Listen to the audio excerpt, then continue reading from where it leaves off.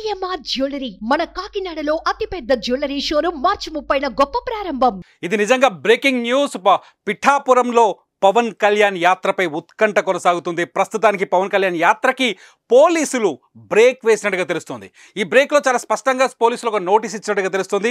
పవన్ కళ్యాణ్ ఇవాళ పిఠాపురం నుంచి ప్రచారం మొదలు పెడుతున్నారు. పిఠాపురంలోని చేబ్రోలులో వారాహి వాహనంతో ఆయన సభ నిర్వహించాలని ఆలోచనలో ఉన్నారు. సభకు ఏర్పాట్లు కూడా పూర్తయిపోయాయి. సాయంత్రం 4:30 నుంచి 6 గంటల మధ్య ఈ సభ జరిగే అవకాశం కనిపిస్తుంది. అయితే ఈ సభకి ప్రస్తుతానికి పోలీసులు అనుమతి నిరాకరించినట్లుగా తెలుస్తుంది.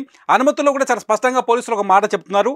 వారాహి వాహనంతో సభ చేయడానికి వీల్లేదు, వారాహి వాహనానికి అనుమతి లేదు అని చెప్పేసి పిఠాపురంలో పోలీసులు చెప్పినట్టుగా తెలుస్తుంది. దీంతో పవన్ సభపై కొంత ఉత్కంఠ చెలరేగుతుంది.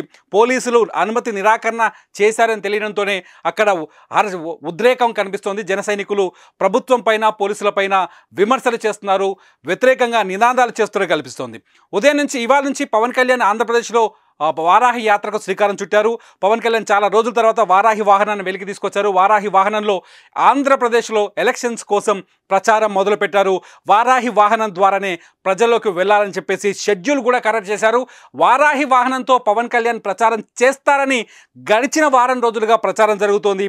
పోలీసులు కూడా ఈ కోణంలోనే అనుమతి కోరినట్టుగా సమాచారం ఉంది. అయితే పోలీసులు మాత్రం చిన్న వాహనానికి మాత్రమే అనుమతిస్తాం, వారాహి లాంటి పెద్ద వాహనానికి అనుమతి ఇవ్వమని మాట్లాడుతున్నట్టుగా తెలుస్తుంది. ప్రస్తుతానికి పోలీసులకు జనసేన నాయకుల మధ్య చర్చలు కొనసాగుతున్నాయి. చేబ్రోలులో ఇప్పటికే పవన్ కళ్యాణ్ అభిమానులు కావచ్చు, జన సైనికులు కావచ్చు, పవన్ కళ్యాణ్ స్పీచ్ కోసం ఎదురు చూస్తున్నారు.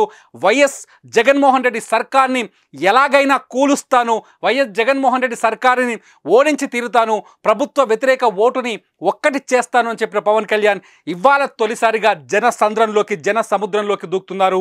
పవన్ కళ్యాణ్ స్పీచ్ కోసం జన సైనికులు కావచ్చు, పిఠాపురంలోని టీడీపీ కూటమి నాయకులు కావచ్చు, కూటమి కార్యకర్తలు కావచ్చు ఈగర్గా ఎదురు చూస్తున్నారు. ఈ టైంలోనే పోలీసులు సభకు అనుమతి లేదని చెప్పడంతో ఒక్కసారిగా అక్కడ పరిస్థితి ఉత్కంఠగా మారింది.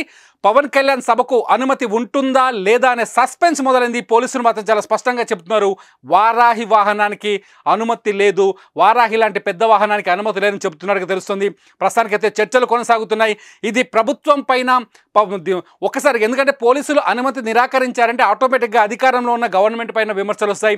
అధికారంలో ఉన్న గవర్నమెంటే పోలీసుల్ని కంట్రోల్ చేస్తుందా అనే రాజకీయ చర్చ తెరపైకి వస్తుంది.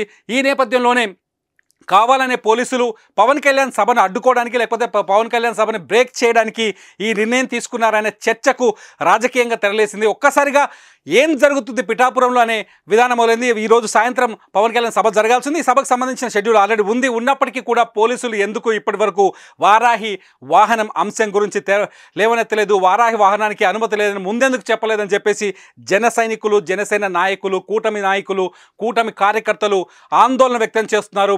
మొత్తానికి పవన్ సభని ఆపడానికి ప్రయత్నిస్తోంది అధికార పార్టీ అని చెప్పేసి కొందరు నినాదాలు కూడా చేస్తున్నారు. అక్కడ పరిస్థితి ఉద్రిక్తంగా కనిపిస్తోంది. చూద్దాం, మరి కాసేపట్లో పవన్ కళ్యాణ్ సభ మొదలు కావాల్సి ఉంది చేబ్రోలులో. ఈ సభకు పోలీసులు అనుమతిస్తారా లేదా, సభ ఎలా జరగబోతుందనేది మాత్రం ప్రస్తుతానికి ఉత్కంఠను రేపుతోంది. సుమన్ టీవీలో మీ పర్సనల్ అండ్ బిజినెస్ ప్రమోషన్స్ కోసం కింది నెంబర్కి కాంటాక్ట్ చేయండి.